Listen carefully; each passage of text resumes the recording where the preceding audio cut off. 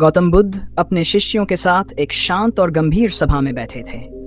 यह सभा राजा के महल में आयोजित की गई थी और इसमें बुद्ध के अनुयायियों से अधिक उनके विरोधी उपस्थित थे।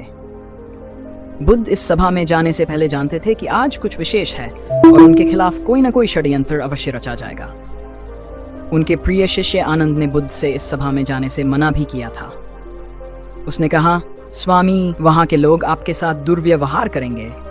मुझे डर है कि वे आपके विरुद्ध कोई गहरी साजिश रच चुके हैं। लेकिन बुद्ध, जो करुणा और सत्य के प्रतीक थे, ने सभा में जाने का निर्णय लिया। उनका मानना था कि चाहे जो भी हो, सत्य की राह पर चलने वाला किसी भी बाधा से नहीं डरता।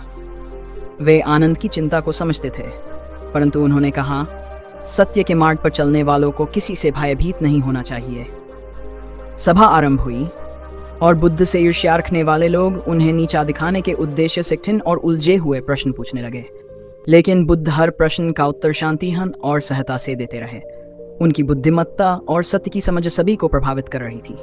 सभा में बैठे लोग अपनी अपनी शंकाओं का समाधान पाकर संतुष्ट होते जा रहे थे। तभी अचानक एक स्त्री सभा में प्रवेश करती है। उसका चेहरा क्रोध और आवेग से भरा हुआ था। वह सीधे बुद्ध के सामने आकर बोली, तुम जो ध्यान और ज्ञान की बातें करते हो, सत्य की राह पर चलने का निर्देश देते हो, क्या तुम्हारे भीतर जरा भी दया नहीं है? क्या तुम्हें मेरे गर्भ में पल रहे बच्चे की चिंता नहीं? तुमने मुझे गर्भवती करके छोड़ दिया और अब मुझे मेरे हाल पर छोड़ दिया है। उस स्त्री के इन आरोपों से सभा में सन्नाटा छा गया। लोग एक दूसरे की ओर देखने लगे। कुछ लोग फुसफुसाने लगे, क्या यह संभव है? क्या गौतम बुद्ध भी इस स्त्री के साथ ऐसा कर सकते हैं? सभा में उपस्थित राजा के कुछ मुख्य लोग, जो बुद्ध से ईर्ष्या करते थे, खड़े होकर बोले, हमने कभी सोचा भी नहीं था कि बुद्ध इतने नीचे गिर सकते हैं। सभी लोग बुद्ध पर आरोप लगाने लगे, बिना यह जाने कि सत्य क्या है।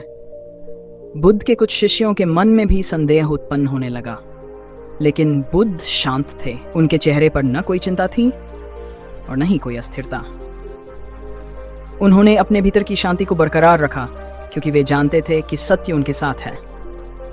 राजा, जो स्वयं भी बुद्ध से ईर्ष्या करता था, ने कहा, बुद्ध, क्या आप अपनी सफाई में कुछ कहना चाहेंगे?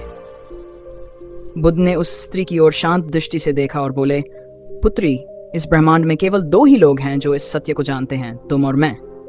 बुद्ध के इन शब्दों ने जैसे उस स्त्री के भीतर छिपे झूठ को उजागर कर दिया। वह स्त्री बुद्ध की आंखों से नजरें चुराने लगी। असत्य का बोझ उसके मन पर भारी पड़ने लगा। तभी सभा में बैठे एक व्यक्ति ने उस स्त्री से कहा, तुमने बहुत बड़ा आरोप लगाया है। अगर यह गलत साबित हुआ तो तुम्हें इसकी भारी सजा मिलेगी। यह सुनकर उस स्त्री के हाथ पैर कांपने लगे। डर के मारे वह तेजी से वहां से भागने लगी, लेकिन भागते समय उसके पेट पर बंधी हुई गठरी नीचे गिर गई और सबके सामने सच्चाई आ गई। वह स्त्री गर्भवती नहीं थी। उसने केवल एक कपड़े की गठरी अपने पेट पर बांध रखी थी, ताकि ऐसा लगे कि वह गर्भवती है।